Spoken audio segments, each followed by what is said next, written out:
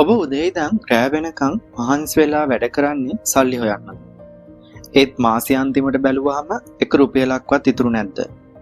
ගොඩක් දෙනෙක් හිතන්නේ වැඩිපුර පඩි හම් වෙන ජොබ් එකක් කළොත් අපේ මුදල් ප්‍රශ්න විසදෙයි කියලා.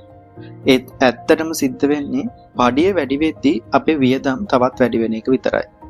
මේකට තමයි රැට් රේස් එහෙමත් නැත්නම් මීයන්ගේ රේස් එක කියලා කියන්නේ.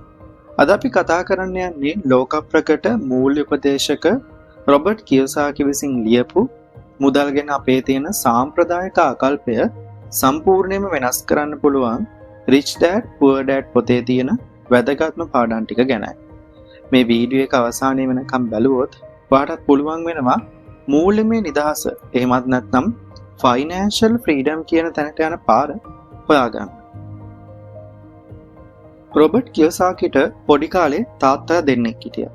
ඒ පුවර් ඩෑඩ් සහ රිච් ඩෑඩ්. ඒ කියන්නේ දුප්පත් තාත්තා සහ පොහොසත් තාත්තා යන. පුවර් ඩෑඩ් දුප්පත් තාත්තා. රොබර්ට්ගේ ඇත්තම තාත්තා. එයා හොඳට ඉගෙන ගත්ත PhD එකක් තිබ්බ රජයේ ඉහළ රැකියාවක් කරපු කෙනෙක්.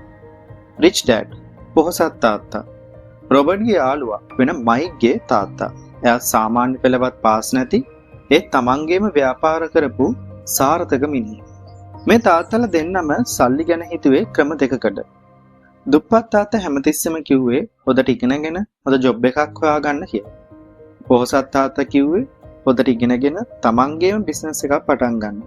අනිත් අයට රැකියාව දෙන්න කියලා. දුප්පත් තාත්තා කිව්වා සල්ලි වලට තියෙන තණ්හා තමයි නරකම දේවල් වලට මුල කියලා. ඒත් පොහොසත් තාත්තා කිව්වේ සල්ලි නැතිකම තමයි නරක දේවල් වලට මුල කියලා. Lesson number 1. ධනවතුන් මුදල් සඳහා වැඩ කරන්නේ නැත. The rich don't work for money. අපි හැමෝම පොඩි කාලේ ඉඳන් පුරුදු වෙලා ඉන්නේ මොකක්ද? ඉගෙන ගන්න, රැකියාවක් කරන්න, පඩියක් ගන්න, වියදම් කරන්න, ආයෙත් වැඩ කරන්න. ගොඩක් අය ජීවත් වෙන්නේ බය සහ තණ්හාව කියන හැඟීම් දෙක මත. බය. මට පඩිය නැති වුණොත් බිල් ගෙවන්නේ කොහොමද? තණ්හාව. පඩිය ලැබුණාම මට අලුත් ෆෝන් එකක්, අලුත් ඇඳුම් ගන්න පුළුවන්. මෙන්න මේ බයයි තණ්හාවයි නිසා මිනිසුන් පඩිය මතම හැපෙනවා. ඒත් පොහොසත් අය කරන්නේ සල්ලි පස්සේ දුවන එක නෙවෙයි. ඒ අය සල්ලි ලවා Taman වෙනුවෙන් වැඩ ගන්නවා. ඒ කියන්නේ පැසිව් ඉන්කම්. සක්‍රීය නොවන ආදායම් මාර්ග හදාගන්න එක. ඔයා නිදාගෙන ඉද්දිත් ඔයාට සල්ලි ලැබෙන ක්‍රමයක් ඔයා හදලා නැත්නම් ඔයාට මැරෙනකම්ම වැඩ කරන්න සිද්ධ වෙනවා. Lesson number 2. Assets and liabilities. වත්කම් සහ වගකීම්. මේ පොතේ තියෙන වටිනාම සහ සරලම පාඩම තමයි මෙන්න මේක.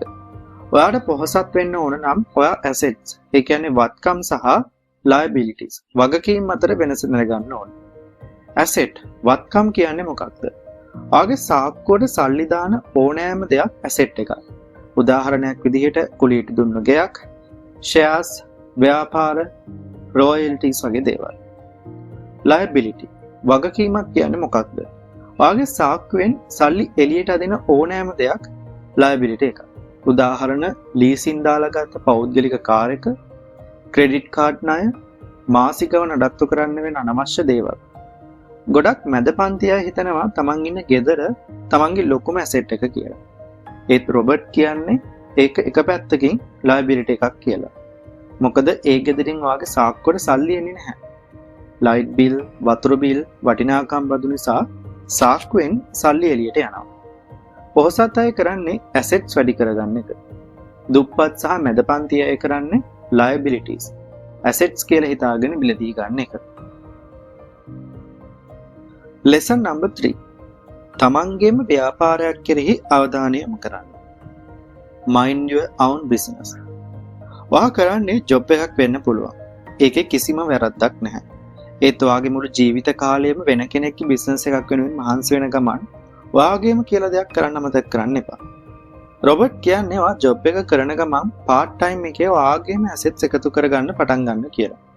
පොඩි investment එකක් කරන්න, online business එකක් පටන් ගන්න, content create කරන්න, ඔයාගේ පඩියෙන් කොටසක් කරන් අනාගතයේදී ආදායම් දෙන දෙයකට යොදවන්න. අන්න ඒකයි mind your own business කියලා කියන්නේ. Lesson number 4. මූල්‍ය සාක්ෂරතාව. Financial literacy. අපේ පාසල් පද්ධතියේ තියෙන ලොකුම අඩුව තමයි සල්ලි හොයන හැටි, සල්ලි කළමනාකරණය කරන හැටි උගන්වන්නේ නැති එක. ඒ නිසා තමයි ડોක්ටර්ස්ලා ඉංජිනේර්ස්ලා වගේ ලොකු පඩි ගන්න අය පවා ජීවිත කාලයේම මූල්‍යමය අර්බුදවල ඉන්නේ. ඔයාට මූල්‍යමය වශයෙන් ඉදිරියට යන්න නම් ප්‍රධාන ශේෂ්ත්‍ර 4ක් පිළිබඳව දැනුමක් තියෙන්න ඕන. අංක 1 accounting ගිණුම්කරණය. සල්ලි පාලනය කරන හැටි දැනගන්න ඕන. අංක 2 investing ආයෝජනය. සල්ලි වලින් තවත් සල්ලි හදන හැටි ඔයා දැනගන්න ඕන. අංක 3 understanding markets වෙළඳපොළ හඳුනා ගන්න ඕන. ඉල්ලුම සහ සැපයුම තේරුම් ගැනීම. the law නීතිය සහ පදු. පදු මුදල් නීත්‍යානුකූලව අඩු කර ගන්නා හැටි දැනගන්න. අවසාන වශයෙන් rich dad poor dad පොතෙන් අපිට ලොකුම පණිවිඩයක් තමයි ඔබේ ලොකුම ඇසෙට් එක ඔයාගේ මොලේ කියන එක.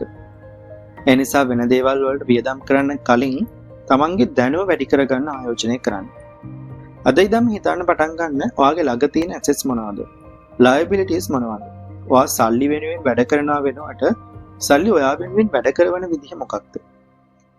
ඔබත් තවමත් රේට් රේස් එක ඇතුළේද ඉන්නේ. එහෙනම් නැත්නම් ඔයාගේ assets ගොඩනගා ගන්න පටන් ගන්නද තියෙන්නේ? ඔයාගේ අදහස පහලින් කමෙන්ට් එකක් දාන්න. මේ වීඩියෝ එක වටිනවා කියලා හිතුණා නම් ලයික් කරන්නත්, ෂෙයා කරන්නත්, ඒ වගේම මෙවැනි වීඩියෝස් ඉදිරියටත් බලන්න මගේ channel එක subscribe කරන්නත් අමතක කරන්න එපා. නැවතත් මෙවැනි වීඩියෝ එකකින් හමු වෙමු. ඔබට සුබ දවසක්.